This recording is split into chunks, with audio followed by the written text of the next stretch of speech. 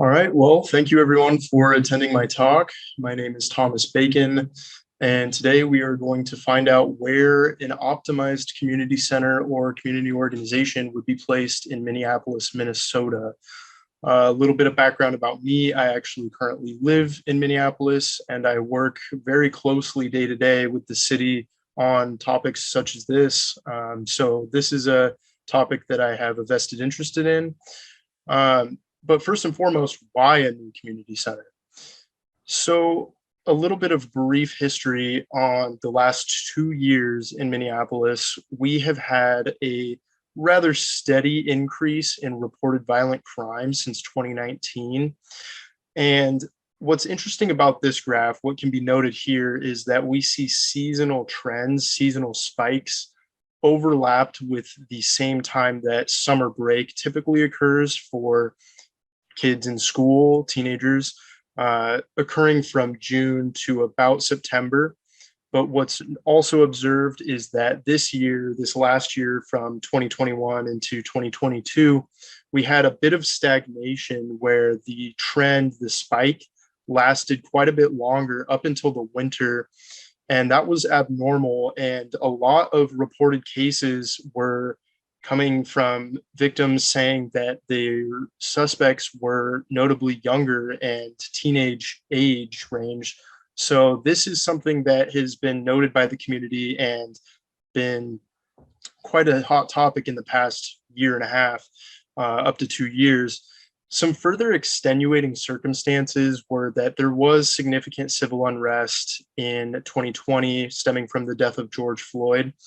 And that just not is the cause of any of this per se, but it does create opportunity for violent crime to occur. Teacher strikes are relevant here because we had a teacher strike for about 3 weeks in early March.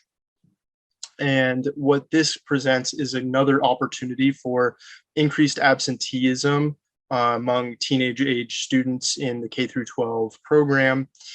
And then furthermore, many journalists note that remote learning also creates opportunity for increased absenteeism among students who are in that K through 12 middle school through high school age range. And why all of these factors come together and why they're all important is because juvenile felony charges in the year 2020 were up 17% over the previous year, 2019. And in the last 2 months, they have been up 85% over the last year to date. And many cases have noted youth being as young as 13 years old. So it is quite a prevalent problem that is just only increasing over the last 2 years. And something really should be done about how we can be a better community, how we can come together and support each other and try to decrease these increases in violent crime that we're seeing. Further background about the area and the city of Minneapolis. The North and South Minneapolis areas tend to have higher levels of reported violent crime historically over the last 3 years, over the last 10 years. That's just where we tend to see a lot of reported violent crime. Now, a caveat I will note about working with crime data in general, and furthermore, public crime data, which all of this data was obtained from the open data portal in minneapolis.gov, is that you can see there's a large highlight in the center of the map, which is downtown. Now, there's not total accuracy with that, and that's all public crime data because certain things are anonymized, like murders, sexual assaults, various violent crimes get anonymized to about the block level or the mid-block level, usually using street data, but sometimes anonymized even further to census blocks. And then another level of inaccuracy is that if a victim per se doesn't recall exactly where the violent crime occurred, then the location is attributed to where the report was taken. And a lot of times that happens at the hospital. And as you may note, that downtown, we have two major hospitals, and that is largely an aspect of the concentration of downtown violent crimes. And then further history, we see a lot of shots fired coming from the north side of Minneapolis. Since 2019, this is a kernel density map depicting two different forms of data.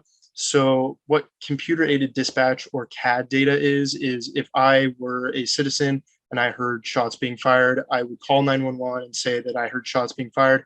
That is recorded as a CAD call, and then it is attributed the shots fired tag. And then ShotSpotter Technology is a company that the city of Minneapolis has partnered with through a contract in order to get acoustic data on where these shots are being fired, how many shots, how many rounds, if it's fully automatic or not. There's multiple attributions that go into the ShotSpotter technology. So this data is actually a combination of the two, but duplicates are removed in case shots fired call came in at the same time as ShotSpotter detection was activated. It should also be noted that only ShotSpotter is active in the North and South Minneapolis, and that's just because that's where the current infrastructure exists according to the contract between the city and the ShotSpotter company. And then lastly, an aspect that I thought was rather interesting coming across the research for this project was that vacant properties actually indicate a rise in general crime rates, not just violent crime, but general crime, with higher numbers being associated with more vacant properties. And the city of Minneapolis actually categorizes or tabulates all vacant properties. And these are all examples taken from the Regulatory Services dashboard of vacant and condemned properties in Minneapolis. And so this goal of this project and this analysis is essentially to knock out two birds with one stone, identify where the most optimal placement for a community center could be, and then identify how many vacant properties would be viable for tearing them down or just repurposing them into a new community center or a community center for an organization. And that way we would be decreasing violent crime and then creating an opportunity to strengthen the community in that area. So going over the methods and data, this analysis was actually a two-forked approach. The first fork being a simple overlay analysis that ultimately was an intersect of multiple different types of data. And the second being the suitability analysis modeler used in ArcGIS Pro. So going over the simple overlay analysis and the intersect, this is a general overview of how the intersect was set up and then ultimately ran. So going over the data that was used to input into that intersect was school locations in Minneapolis filtered down to just middle school through high school, as these tend to be responsible for many of the reports we're seeing, as well as juvenile felony charges being increased. Where can we most effectively intervene with a new community center? So schools are number one. We want to identify where the most schools exist. And then the buffer was determined based on the Minneapolis Department of Health, because I wanted this project to be the most accessible as possible. Not everyone has a car, not everyone has a bike. Sometimes bus stops just aren't convenient. So walking really becomes the most accessible parameter, and that's what I wanted to buffer around, was the minimum walk distance, which was 1 mile. And then vacant properties were again downloaded from the vacant and condemned properties service from the Regulatory Services website from the city of Minneapolis. And again, if a student can walk to school, they could most likely walk to a vacant or condemned property. Hence, they were given the same buffer. And then the enrich layer tool was heavily utilized for this analysis, joining everything to the neighborhood level. And the reasons for this were because the enrich layers toolset is very efficient.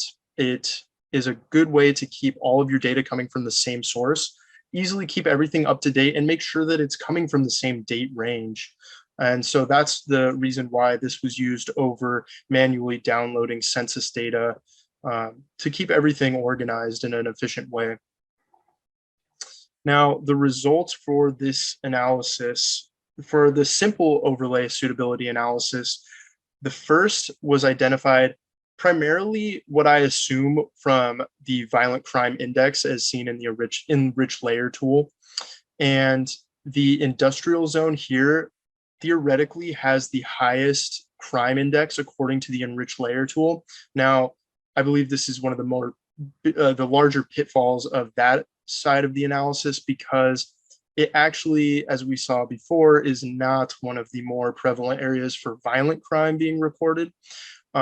So that one, theoretically, for a lot of reasons, wouldn't be the most optimal place. Logically, there's no schools there. There's really nothing but industry. So the community center wouldn't serve the most amount of people in that area. And then the second was the University of Minnesota and Cedar Riverside's neighborhoods. And these were primarily because they fit the age demographic that we were targeting for this analysis. But the University of Minnesota, again, wouldn't be the most logical location for a new community center, because the population there could be relatively assumed to be University of Minnesota students, and not middle school through high school age students. And they would also theoretically have access to community organizations, community centers that the university provides for them. So again, it wouldn't be the most optimal. And then the Cedar Riverside neighborhood actually had no vacant properties. So while it does have some residential zoning, it is largely business. It is also largely tied to the University of Minnesota. So again, it also really wouldn't be the most optimal. And all of these three conclusions just come from basic logic, and a little bit of understanding from the area.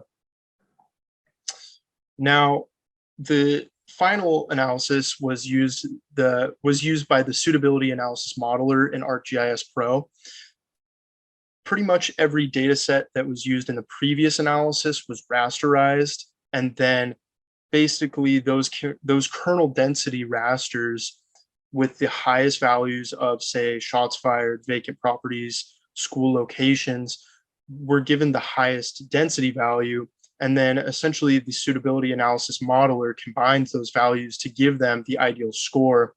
And what was identified from this map is that the Jordan neighborhood in North Minneapolis would benefit the most from a community center organization of the like being placed in that neighborhood. And it actually had upwards of over 50% of the city's vacant and condemned properties. So really, the suitability analysis modeler almost worked too well, and we'll discuss that further in the next slide. But what I really wanted to highlight was that many of the properties here were actually residential properties, and these were all looked up through the city's website.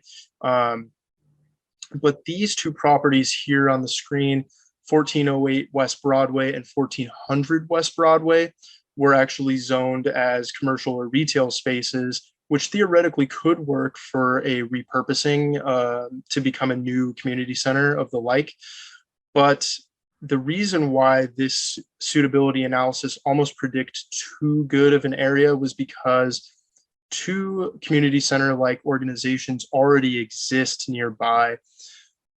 So the existing community organizations in this optimal area, as you can see, are only 3 blocks away. At the 1700 West Broadway location, we have the Harold Mazill North Community YMCA.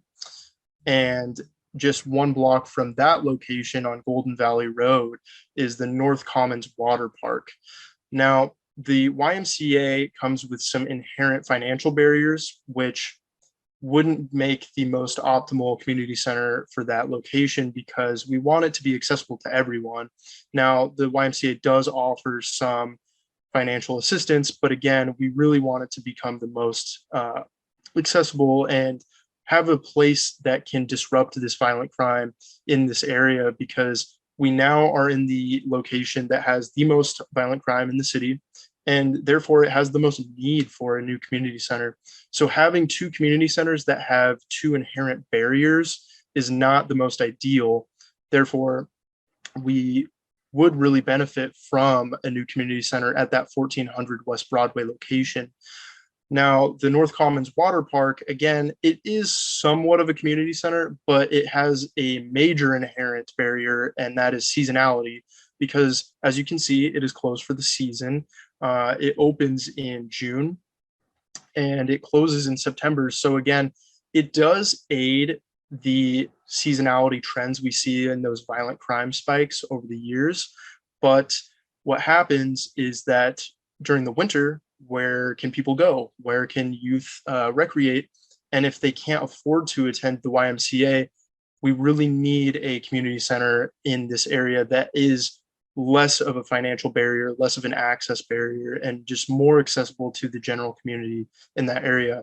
And so the last word that I really want to leave this topic with is that a reduction in violent crime really starts with an increase in community programming and community organizations. Thank you.